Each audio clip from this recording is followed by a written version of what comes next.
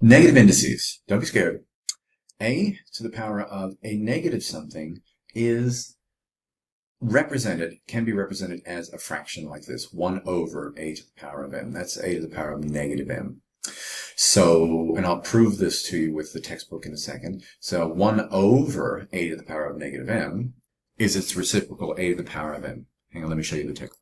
So if we think about it in terms of our index loss for division, if I had a to the power of 2 on top, and I'm dividing that by a to the power of 5, that means I'm taking a to the power of 2 minus 5. So that would leave 3 of those a to the power of 3 a's on the bottom, a to the power of 3. So that's how we get a to the power of negative 3.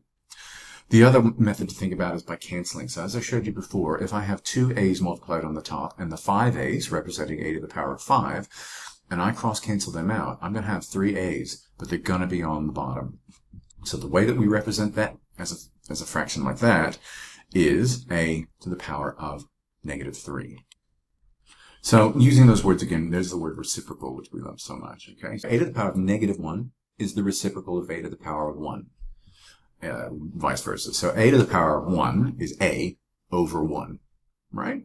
And so if we flip it, it's 1 over a. Using these number examples, right, 2 to the power of negative 3 just means it looks like 1 over 2 to the power of positive 3, which we can then work out to be 1 over 8. And if we put the reciprocal in there, 1 over 2 to the power of negative 3, then that means it's really 2 to the power of 3, or plain old 8. If we used a number example here, 5 to the power of negative 1 is 5 on the bottom, which makes it the reciprocal of 5. And this one is going to be the reciprocal. We're just going to flip it around. Because remember, 5, any number is itself over 1. So if we flip it, we put the 1 on the top, we've got 2 over 3 to the negative 1. So that's going to be the reciprocal of 2 over 3, which is 3 over 2. I'll just show you. Just let me show you. So express each of the following by positive indices only, which means we're going to have to use some fractions. So x to the negative 2 is the same as saying its reciprocal, 1 over x to the positive 2. That's all it is. So if you see a negative index, we represent that by flipping it over and putting the 1 on the top and positive index on the bottom. And for this one, we have, let's look at it this way. We've got 3 over 1, so that's 3 as a fraction, times a to the negative 2 would be 1 over a to the positive 2, times b to the power of 4, because that's positive, it stays on top. So now we can just multiply ourselves across and have a grand old time. 3 times 1 is 3, times b to the power of 4, and 1 times a to the power of 2. There we go, and we end up with that as our answer. Express each of these using positive indices only. Well, as we looked at before, 1 over c to the negative 2 is going to be equal to the reciprocal, but it's going to be positive. So that'll be c to the power of positive 2. That's our answer. This one, oh, jeepers. To write x to the power of negative 3 in positive terms, I do that. And to write y to the power of negative 5 in positive terms, on the bottom, that is, times, I'm going to write the reciprocal of that, y to the power of 5 over 1. So our end result is going to be, you probably saw it before I wrote it, it's going to be a flipsy with the positive y to the power of positive 5 on the top and x to the power of 3 on the bottom of that. And finally, this one, we've got a positive, we've got 5, so that's already positive, so we're cool with that, times 1 over y to the negative 4. So let's first look at it like that. And then we can take that same idea, we're still positive here, and put in the positive reciprocal, y over 4, y on the top to the power of 4. Is it 4? Yeah, it's 4.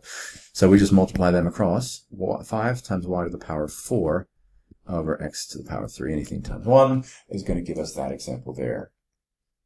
Finally, using positive powers only, evaluate without using a calculator. Come on, give me a break. I can't do that. Yes, you can. So if it's 3 to the negative 4, that is the same as saying 1 over 3 to the positive 4.